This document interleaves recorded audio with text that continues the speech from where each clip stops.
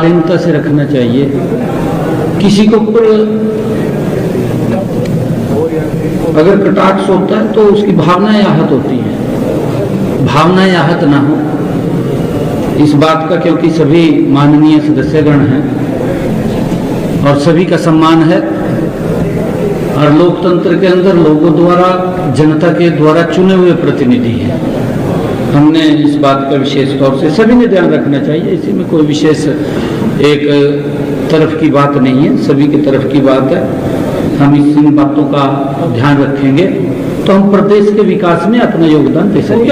IDFC bank का जो घोटाला है, आईडीएफसी बैंक को लेकर के सरकार पर निशाना साध रहा है विपक्ष, आप कैसे देखते हैं? क्या मामला है? आपने कहा कि एसीबी को इस मामले की जांच दे दी गई है, आखिर क्या कार्य? विपक्ष इसमें एफआईआर की मांग कर रहा है इस घोटाले मामले में। नहीं, एफआईआर तो हो गई है। मैंने हाउस के अंदर पूरी डिटेल के अंदर बात रखी है कि जो आईडीएफसी फर्स्ट बैंक है उसके अंदर लेन देन में कुछ अनियमितताएं थी, क्योंकि विभागों द्वारा अलग अलग अपना पैसा बैंक में रखा जाता है और इनके समय में भी थी, ये कांग्रेस के समय में भी ये प्रथाएं थी कि किन बैंकों के अंदर रखा जाएगा, कौन कौन से बैंक पहली लिस्ट हैं। उन पहली लिस्ट के अंदर और जुड़ते रहते हैं, क्योंकि कोई नया बैंक आता है उसके अंदर जुड़ जाता है, देखते हैं। परंतु मैंने ये कहा था कि इसके अंदर ये करीबन 3-4 रोज पहले 21 तारीख को तो बैंक ने लेटर निकाला है, 18 तारीख को तो हमने इसको डीपेनलाइज कर दिया था कि इससे सारा का सारा जो पैसा है, अपना पैसा बाहर विद ब्याज उसको निकाल ले।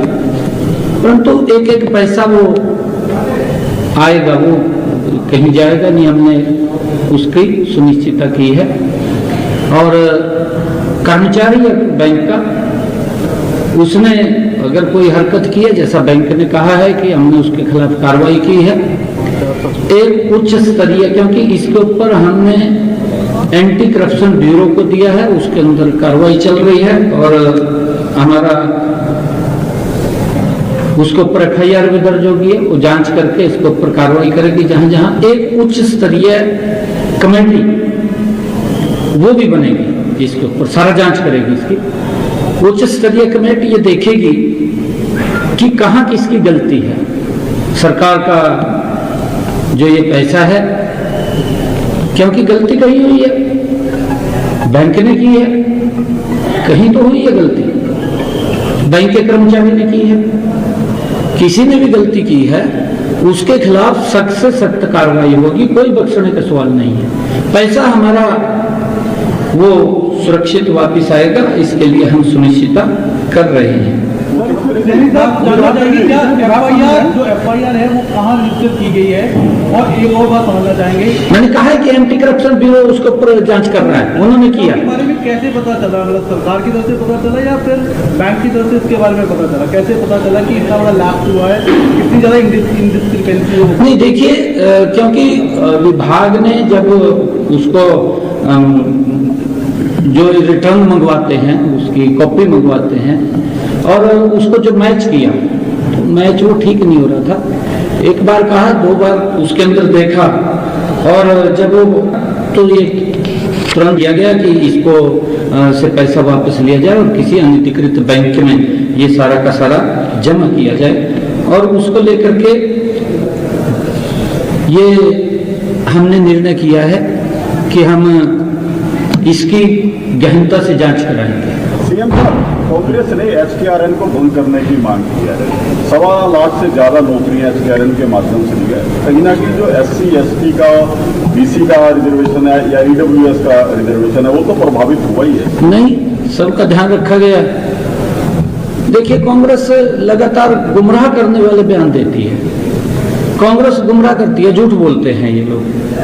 और फिर मैंने कहा भी है, अभी सदन के अंदर इन्होंने हल्लाऊ किया कि इसके ऊपर चर्चा होनी चाहिए, नौकरियों के ऊपर। मैंने कहा हम चर्चा के लिए तैयार हैं, चर्चा सरकार का भाग दिया, परंतु सुनने का मादा होना चाहिए। सुने बैठ करके, मैंने ये बात कही, आपने भी सुना था उसको लेकर के। और मैं ये बताना चाहता हूं कि जो मैंने हाउस के अंदर भी कहा था कि 18 फरवरी को हमने ये आदेश कर दिए थे कि जो IDFC फर्स्ट बैंक में संचालित सभी विभागीय हमारे जो खाते हैं उनको बंद कर दिया जाए, और तथा जितनी राशि है उस राशि को विद ब्याज दूसरे बैंक में उसको स्थानांतरित कर दिया जाए। क्योंकि बैंक ने तो 21 तारीख को लेटर जारी किया, हमने तो 18 तारीख को उसके ऊपर कार्रवाई कर दी। सर कितने विभाग शामिल हैं इसमें? इसमें अलग अलग है। एक हमारा विभाग है जो पोल्यूशन का है, एक हमारा ULB का नगर निगम का पंचकुला का है, एक नगर परिषद कालका का है, और पंचायत का विभाग भी है।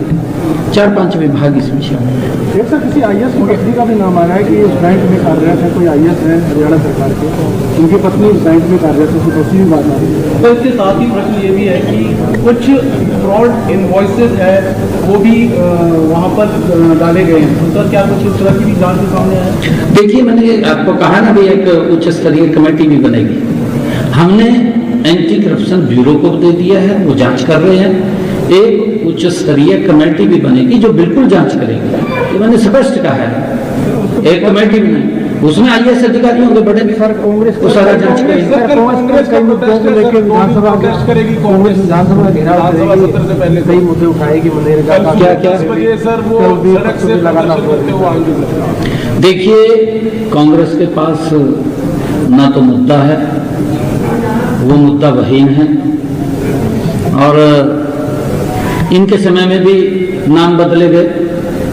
कितने बार मनरेगा का नाम बदला गया। जी राम जी से इनका पेट पता नहीं क्यों खराब होता है। भाई ये तो जी राम जी तो हर व्यक्ति को कहने में अच्छा लगता है, और जो हमारे जी राम जी के वर्कर्स हैं या मेट्स हैं वो इसका स्वागत कर रहे हैं, परंतु कांग्रेस को दिक्कत आ रही है। एक भी व्यक्ति ने कहीं इनका कोई किसी ने ये कहा हो भी भाई यहाँ ये है, क्योंकि इसके अंदर उसको सुरक्षित किया है। जहाँ 100 दिन का रोजगार था, 125 दिन का मिला है। काम का विस्तार हुआ है।